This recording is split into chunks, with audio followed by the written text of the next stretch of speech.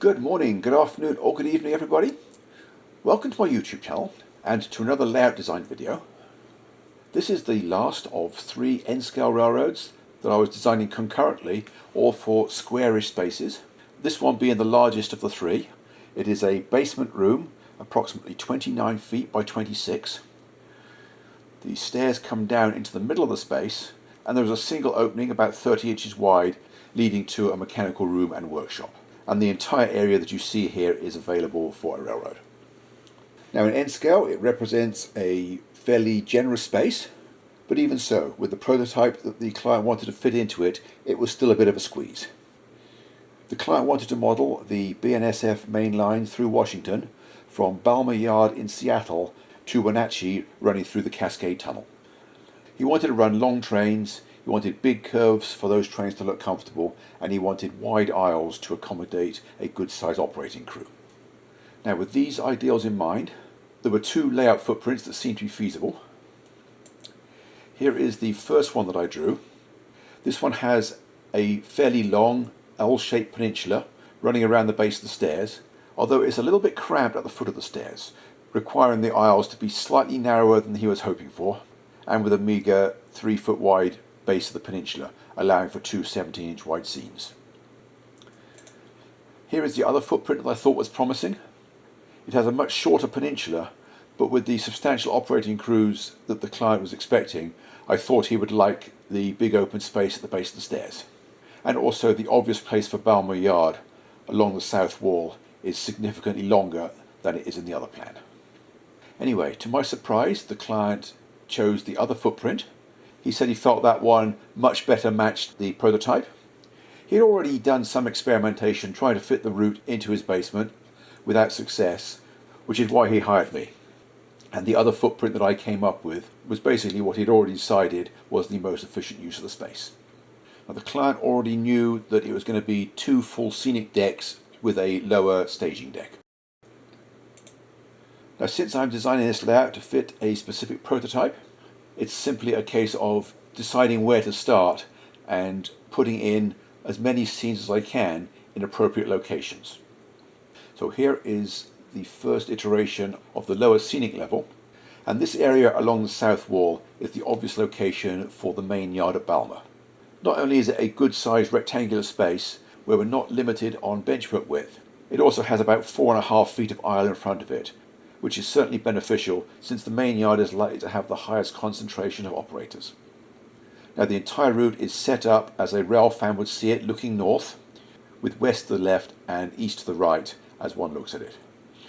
So the main line comes up out of staging, runs about 1 train length before heading into the main yard of Balmer. Now if you look on the satellite photographs on Google Earth or similar, you will see that Balmer Yard contains a rather large hump yard. Now the intention here was to completely ignore the hump yard and model everything else as fully as was possible in the space. Now looking at the track diagram of the route, the first area I included was an area known as Blue Ridge, where there are a pair of crossovers, about a train length out of Balmer. And then the next switching area is Richmond Beach, where there are a couple of short double-ended tracks, and there's some kind of oil-based industry just beyond it. And then just beyond that, the main line drops from double track to single.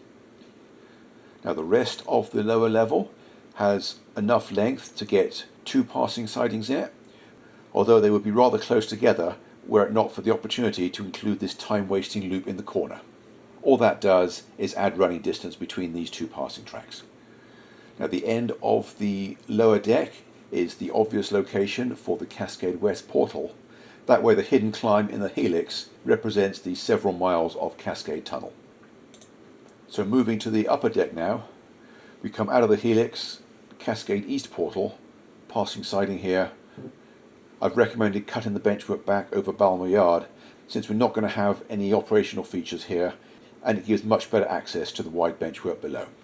And then on the upper level peninsula there is room for 2 more towns with passing sidings before wrapping Wenatchee Yard around the top end of the plan. Now in the town of Wenatchee there are 2 yards. The one that we're modelling is the West Yard, which is the first one you come to and which is by far the smaller of the 2. The much larger East Yard is where the helix would be. So we are not attempting to represent the main yard in Wenatchee whatsoever. After leaving West Yard, the main line will pass under a road bridge before descending the helix down to staging. Now here is a rough idea of the staging level, just blocked in. Here is the helix down from the upper deck, and both ends then run down a long ramp to staging yards, one under the Peninsula and one under Balmer Yard. And in both cases there is space for a reversing loop beyond those staging yards. I also put in a possible single track reversing loop in this corner, allowing for a single continuous loop.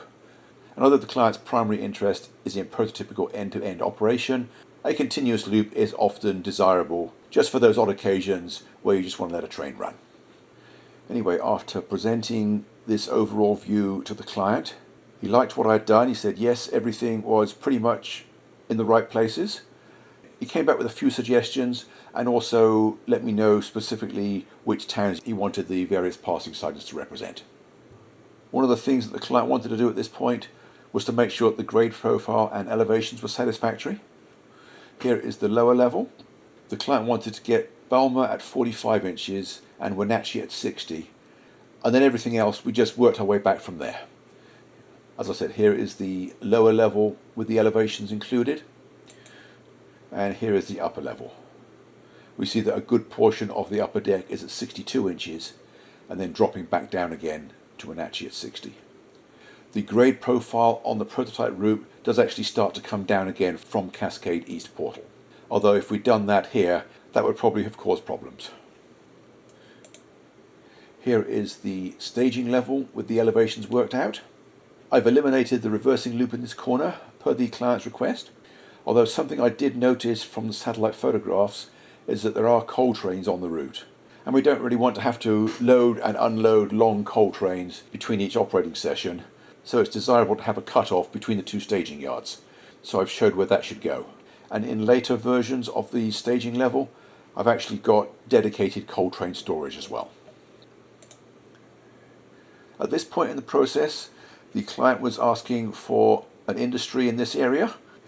There is actually quite a large grain elevator complex on the prototype, although the client didn't think we'd be able to do justice to it in this location, so he suggested a scrapyard instead.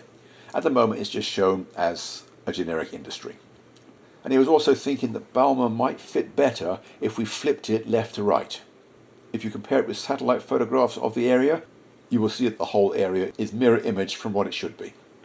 The client wanted to know if I could fit in the Ballard Terminal Railroad interchange, and it looks like that is entirely feasible. Initially he was expecting a dummy interchange, but it looks as though there may be room to extend it into a single hidden staging track and actually operate it as a working interchange. The Salmon Bay swing bridge was also quite important to him, and here it is shown in this location. You may note the dummy track that passes under it. That is where the Ballard Terminal should run. It actually parallels the main line for a short distance before ducking underneath it.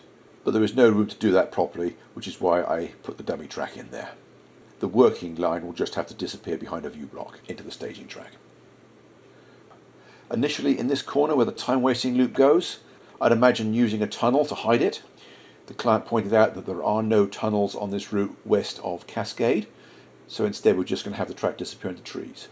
And also I should probably have mentioned it just now when I was working out the gradient profile. It made sense to flip it so that we're now on a downgrade instead of an upgrade. Otherwise we ran out of vertical separation at Scenic, which is the passing siding before Cascade. In this view I've done exactly the same thing on the upper level. We moved the burn passing siding a little bit further away from the east portal of Cascade Tunnel as on the prototype. This allows for a more prototypical representation of the area just outside of the Cascade Tunnel. I hadn't done that originally because I was trying to avoid running the passing siding across this opening, since there'll be some kind of moving section there. Although the client informed me that it'll be rarely used, so by all means run the passing siding across it.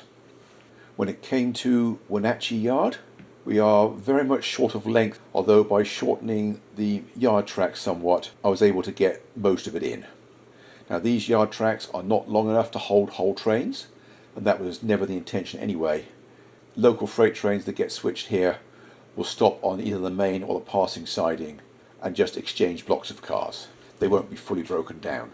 That would be a process for the much larger east yard, which, as I've said, would be beyond this highway bridge, and we're not representing it at all. So that is the whole route, with all the towns having approximate track arrangements roughed in. Now it's time to go back and work on each scene individually. And once again, I started that at the west end of the route. Here is the grain elevator complex. And yes, I know the orientation of it doesn't really work for the screen. Let's zoom in a bit so we get just the middle part. If you were to look on a satellite photograph of this part of Seattle, you will see the grain elevator and quite a complex track arrangement. And I was able to make quite a reasonable rendition of it. Although there are a few tracks omitted at this point, and unfortunately I'm not able to have all 7 tracks the full length. I've got 3 full length tracks and 4 that have to be truncated to allow for the minimum width aisle at this point. But otherwise the track arrangement is fairly close to the prototype. The biggest compromise is that the whole area has been flipped end for end. The area under the helix should head towards Balmer, whereas the other end would face towards Wenatchee. But the client was perfectly okay with this compromise. One other thing to note before I go on from here is that these hidden tracks under the staging yard are designed to be plenty long enough that one doesn't have to worry about hitting the hidden stops and causing a derailment. And also important in this area is that there is plenty of trackage to consume an entire maximum length block train without overwhelming Balmer yard. Okay, moving on now to Balmer. Here is my first attempt. I did make a couple of errors. I got mixed up because everything was flipped side to side, and instead of having 2 90-degree curves in the same direction, it's supposed to be built around an S-bend with the curves in opposite directions. Overall though, if you ignore the S-curve through it, the yard is pretty much the same overall shape, with main facilities in the same relative locations. Here is my second attempt at Balmer Yard. Most of it is pretty much the same, although I have improved the end near the engine terminal. I've even managed to get a few of the smaller nuances, such as a couple of tracks in the middle of the yard stopping short of the overpass, and also the subtle curves in the main tracks, allowing room for the bridge piers. There are actually 4 spans on the road bridge. 3 of the spans cross over a fair number of tracks each, while the 4th span crosses over just 1 track and another road.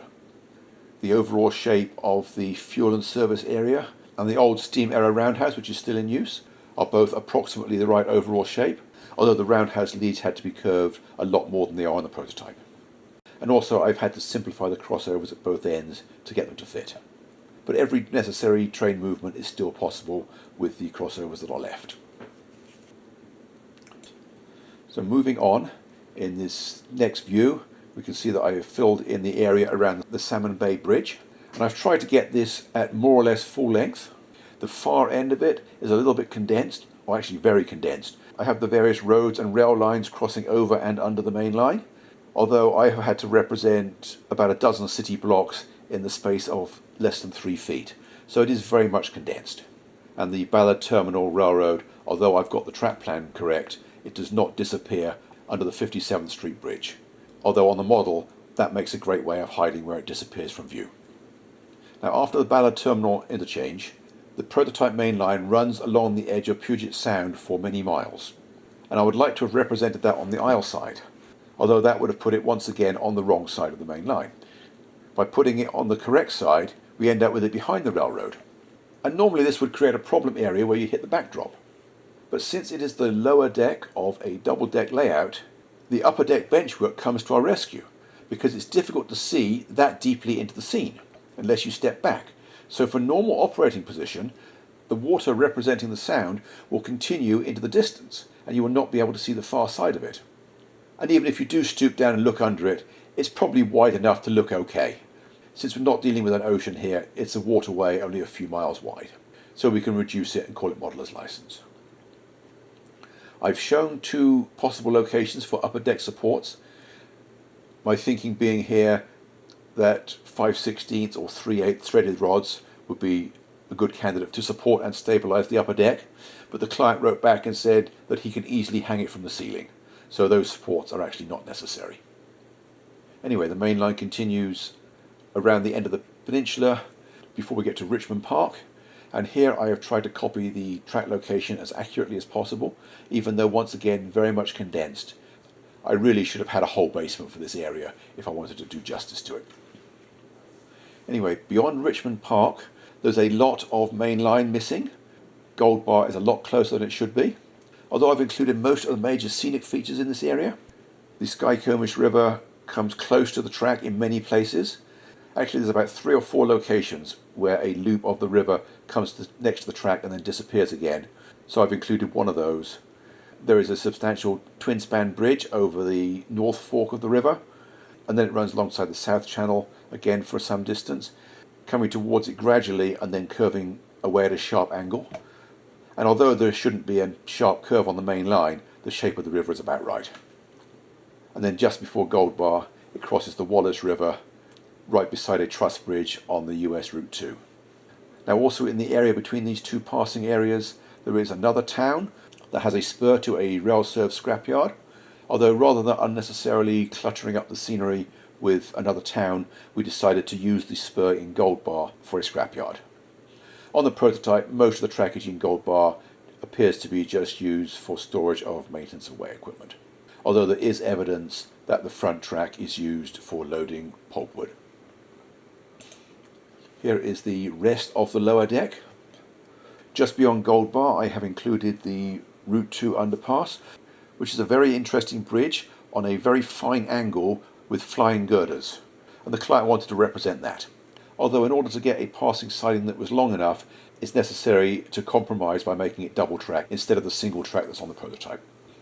The next model seen is the Foss River Trestle, which was actually on quite a sharp curve, and here I got the same combination of spans, and there is actually a service road under the second span from the end, as on the prototype. The passing siding through Scenic runs through a long, graceful sine curve, more or less as on the prototype, and then just before the end, we've got the Stevens Highway passing over it at an acute angle. We've got the Tye River, although it's actually only a small creek at that point. I haven't bothered with the highway passing over the tunnel because it would have meant using up a lot of extra real estate for no real gain. And Cascade West Portal, before diving into the 5-lap helix to the upper deck. Note that the Cascade Tunnel helix has to be on the outside of the main helix down, because the inner helix is taller and there's no way of getting inside it. Moving on now to the upper deck, starting with the Cascade East Portal. Now here I have included Highway 2 passing over the tunnel portal, because here we can do so and actually make better use of the space, because the portal should ideally be on a curve, which I have done here. If I were to extend it any closer to the backdrop, it would be on the straight instead. The structures here can be modelled at approximately full size. There's a set of high tension power lines paralleling the railroad at this point, and I thought it'd be interesting to include those across the backdrop. Normally I don't include power lines on railroads because they're very easily damaged, but here being well back in the scene, no one's going to be reaching in there, so they should be fairly safe. And just as on the prototype, we crossed Nason Creek twice, as well as crossing Highway 2 again before reaching Burn Siding. After Burn Siding, there is the Nason Creek Trestle. Actually, there are several different trestles on this route, and I wasn't quite sure which one it was the customer wanted, but they're all about the same anyway. And then there is a short tunnel called the Gaynor Tunnel, which I've also included. At Winton, the track arrangement is more or less as per the prototype. There is quite a large industry here. I'm not quite sure what it does, but all the structures will be in the aisle, so it's basically just a driveway for loading and unloading freight cars. There's also a private driveway on a grade crossing midway along the siding, and there's another grade crossing with a public road right at this end. The next scene was not something the client specifically mentioned, but by following the routes on the satellite photograph, it just seemed to be a scene crying out to be modelled. There is a short tunnel on a long curve beside the Wenatchee River. Not only does it break up the long sharp curve, but also it breaks up the scenery as well, because most of the scenery on the entire railroad is in dense forest. This particular tunnel is through a rather barren area, which protrudes from the roof of the forest, thus also providing more variety in the scenery. Moving on now to the next town of Cashmere. Here it took me a few attempts to get it right, And also I reused the client's suggestion that he gave me for Balmer of flipping some of the elements side to side. So although Kashmir includes most of the mini scenes from the prototype, some of them are on the wrong side of the main line. It was the only way to get everything in around the curve and still end up with straight track alongside the two industrial buildings. And once again, the scenery both ends of Kashmir is a greatly reduced version of the prototype, but still with the same elements in approximately the right order. Moving on now to Wenatchee. As I mentioned earlier, I was able to get most of it in, although very much reduced. There are a few other industries off on the Oroville Spur, but unfortunately there was no sensible way of modelling that. It just has to run into the backdrop and disappear. It is, however, long enough to park a few cars there and assume that the Oroville switcher will take care of them. So just using that as a dummy interchange. Some of these industries look as though they are no longer rail served, although the client intends to use modeller's license to give himself a few more industries that can still be switched and more varied operation. Of course, it's likely that some of these buildings are occupied by different customers now to what they would have been when they were rail served, but that's for the client to figure out when he gets that far. Just beyond the yard, I did actually have to curtail the plan quite a lot. There is another grade crossing at this point and a couple more city blocks before the Thurston Street underpass, although I had to leave those out to be able to get everything in. And also there are a lot more spurs in this area. There are about 5 or 6 tracks that used to lead to the roundhouse in steam days, and they are still present, although the satellite photograph showed but a single locomotive parked there, so we don't need as much track. I just included 3 of them, the 2 angled spurs next to the underpass and what used to be the sand track. All the roundhouse spurs have been deleted. And this track is shown in red because I recommended that the client let me remove that as well to leave more room for the industry in this area, since we probably didn't need it anyway.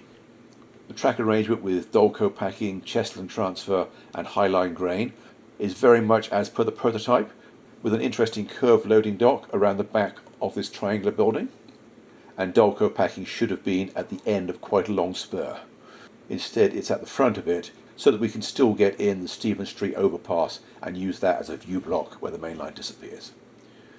The spur should stop short of the overpass, although I have continued it onwards so the client can switch another industry in there. And also I believe it is used as a lead track for highline grain, so it does need to be a little bit longer than it could be if we left it on the visible portion. So anyway, that is just about working out all the critical points on the visible decks. Now it's time to go into staging. Here is the first staging plan that I drew. You can see here that what I mentioned earlier, we've now got 3 staging yards instead of 2 because we have a dedicated yard for storing coal trains, and that is on a continuous cut-off joining the 2 ends together. This crossover here allowing the trains to get back onto the correct main. We have 18 tracks at each end, all of them long enough for his normal length trains, and I've shown how there is plenty of space for spare locomotive storage at both ends. Now with this version of the staging yard, the plan is that operators will leave their trains in the staging yard and they can be turned between sessions on the loops, and also locomotives changed if desired. Now the client did ask me for another version of the staging yard, which I'll show you next. Now the difference here is that instead of trains being driven straight into the staging yard at the end of their run, they run around the loop and are staged again facing out. That means that one staging track at each end now becomes the bypass track, so the loop is double track all the way. It means that the locomotive storage tracks have to be greatly curtailed because they need to be at the other end, where there is in both cases a lot less space, and it means that access to this main ladder here will be a lot more difficult unless we leave out all the locomotive spurs altogether. Anyway, once I produced this, the client agreed with me that the other version of staging, the first one I drew, was probably best. Anyway, that just about sums up this railroad.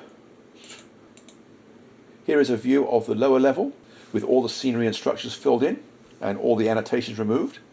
Please pause if you want to and compare all the various areas with the prototype. And here is the finished version of the upper level with all the scenery and structures filled in. Once again, feel free to pause, compare it with satellite photographs, And indeed, let me know in the comments how close you think I came to the prototype, or if you think there was anywhere that I could have done better. With that, I am going to end this video here. I'm going to sign off till next week. Hope to see you back then. In the meantime, thanks for watching, and bye for now.